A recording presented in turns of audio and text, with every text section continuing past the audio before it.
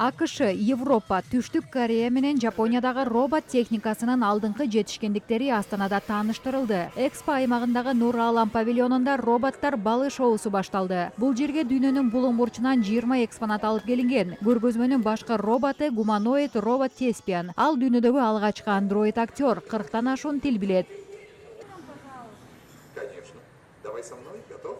Выставка «Бал роботов» открылась еще в 2015 году, и за это время мы смогли... Роботтор балы көргөзмөсү 2015-жылы ачылды. Ушул мезгилде биз Орусия менен Балтика өлкөлөрүн кыдырып чыктык. Мисалы, Ригада болдук. Азыркы убакытта Казакстанда заманбап технологияны өнүктүрүүгө маани берилүүдө. Ошондуктан биздин роботторубузга кызыгуу жогору болот деп ойлойм. Сиздердин келгениңиздерге кубанычтамын. Технологии, как-никак, наши роботы здесь очень прекрасно и очень круто вписываются.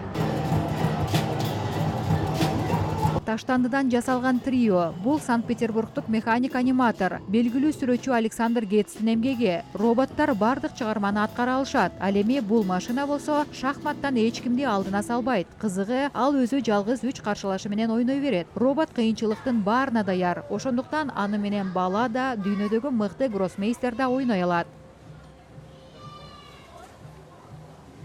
Адам жүрүш жасагандан кийин жашыл баскычты басат. Андан кийин робот муну теркеп, кийин өз жүрүшүн жасайт. Ушинтип 3 адам менен ойной берет. Келечекте бул робот 3 эмес, дароо 4 адам менен ойной ала тургандай болот.